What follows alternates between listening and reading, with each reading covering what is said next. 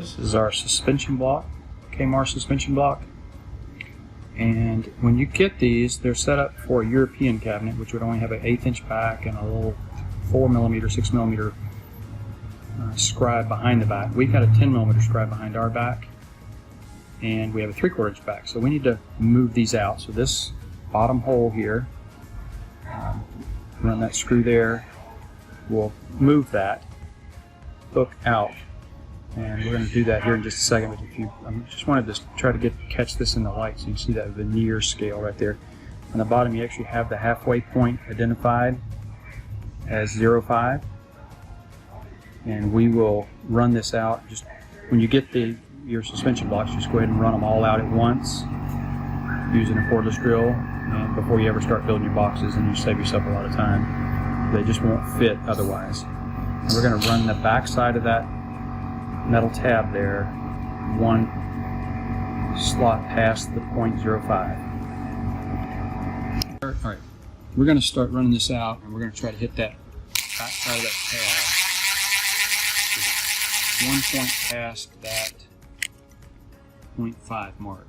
And that gets them out far enough where they'll hook the hanging rail, and they will be easy for you to get the cabinet on the wall. And get fairly quickly.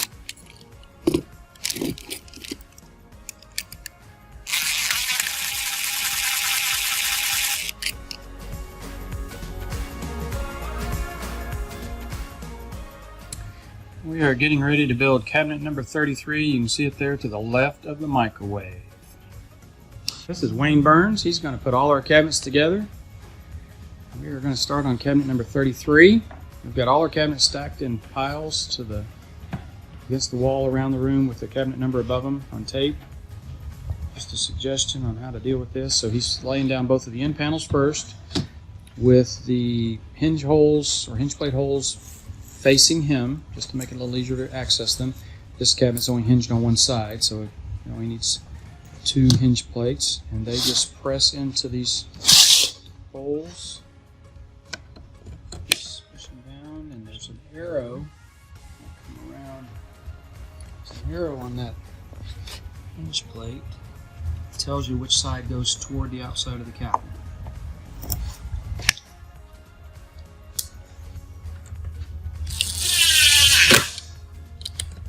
Take the cordless drill or even a screwdriver and run these down snug. And he's going to put in the suspension block. There's a left and a right. One goes on each one. So you need a pretty firm surface to hammer these on. He might have to move this to the floor because this is a somewhat bouncy surface we've got here.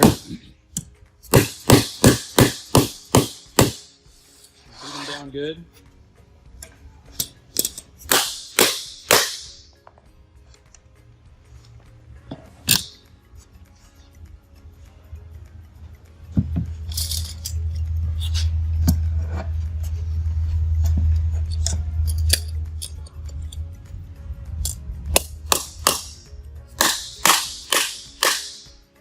the previous video we talked about running those hooks out just so they match up with what we're doing here in the United States. In Europe they have a thin back and a very shallow scribe. We have a fairly deep scribe. So now he's going to take a top or a bottom, one of the two, and he's going to insert the Lamello Tensos. So the female is in the horizontal part, or the male is in the horizontal part, female's in all the vertical parts. And you just align your groove for the back to make sure the edge band's forward and the back groove's back, and there's a little V. Let's see if I can get in tight on here. So you see this V right here is what those tines right there have to engage. Let's see if we can get down enough where you can see those. And so you see them spring a little, and then it just snaps it.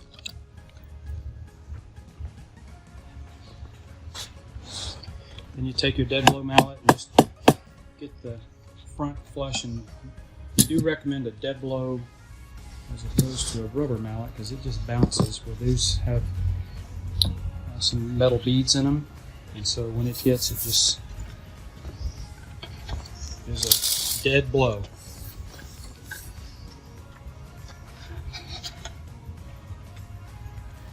And Wayne's checking these to make sure, you need to make sure they're level. You know, the one's not sitting up on one side or the other. You see on these down here, they're pretty level. And then again, you try to line your tines up. And when you see them spring a little bit, you know they're aligned, and you just snap. Then bump them into flush.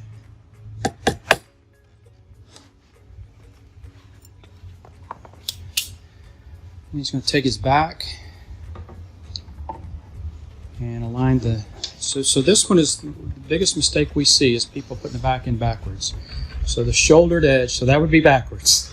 The shouldered edge goes to the outside. So our kind of rule is the labels go to the inside of the cabinet with the exception of the back and then the bottom of a base cabinet if it has leg levels.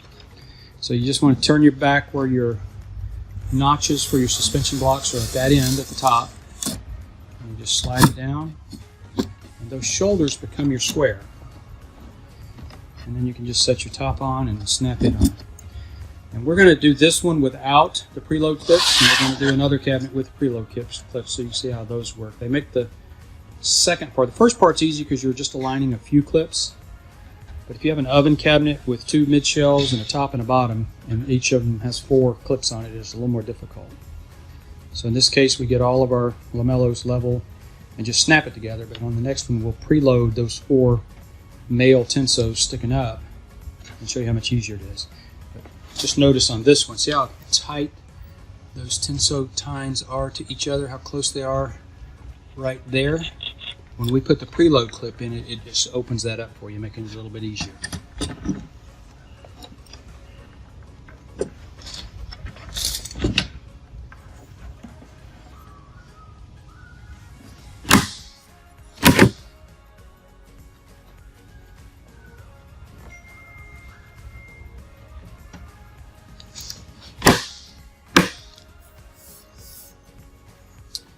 Take his dead blow mallet and get him flush. Let's see if we've got a little mismatch here that you can see. Yeah, see how it's just a little proud on the end panel. That thing has a good 3 millimeters plus minus lateral adjustment, the Tenso does.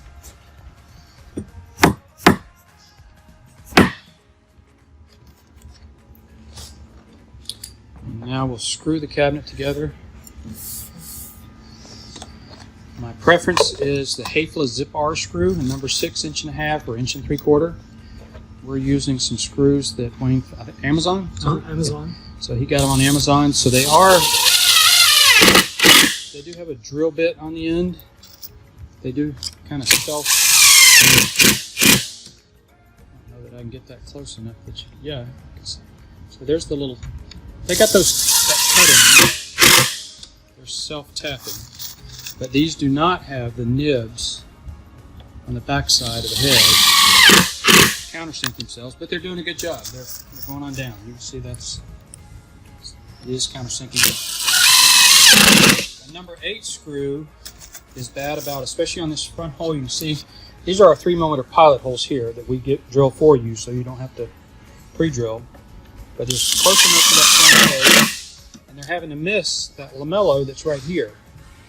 So it's close enough to that front edge that a number 8 has the possibility of knifing open the plywood and creating a hump in melamine. It's the shaft is so thick.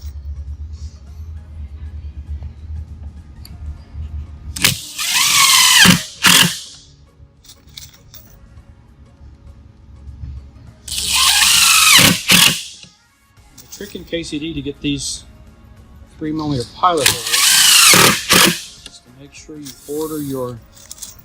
make sure you have something on the end of the cabinet, either an applied end or another cabinet filler, an appliance. If you have any spaces or gaps between anything, you'll end up with a finished end, which is like raw plywood here instead of this pre-finished material, and it would not have pilot holes. And on this job, we don't have any integral finished ends or raw ends with no pilot holes, so just know that if you have that, what you'll need to do is glue it, and you need to use a PUR glue. So this cabinet is now assembled, and now we're going to square it. And so with that back having that shoulder that we saw earlier, you can see we got a little gap right here, and we're pulling this back tight to the bottom and one side, or we will. And then once we get it tight to the bottom and one side, we know it's square. We don't have to put a square on the cabinet. And Wayne's using a chisel to just kind of shim it tight. And then you take a staple gun and staple around the three. I don't staple the top because we have this 2 millimeters of slot here just in case our material thicknesses vary. But you can staple around that side and the bottom and the back.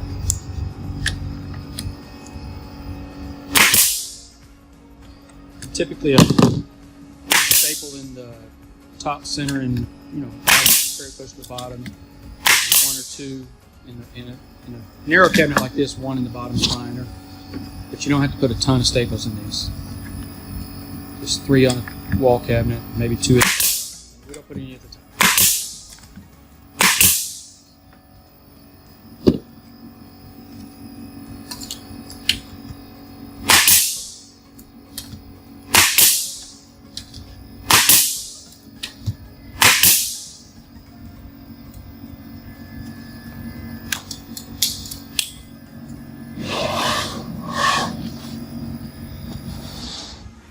And if you have a shelf pin that is good and tight, I would install that either now or even before you assemble the cabinet. And the shelf pins that we used to use were really tight, but the ones that we supply here at Cabinotch are not tight enough to stay in, so we'll probably just install those at installation. And then these suspension blocks, can you grab a cover for each of those, Wayne? So the suspension blocks get a cover on them. Those are 2 screws. One, the top one, screw at the top, will raise and lower the cabinet. And the bottom one will plumb the cabinet. So you can get a cabinet that's out of level, perfectly plumb using that. And they have different color cover caps. We stock these tan cover caps, and they're marked on it left and right. And there's the right one, okay? And they just simply slide on. That's it. And if you have a white melamine interior, you'd use the white cover caps. And if you have the maple melamine or the maple interior, just use that tan cover cap.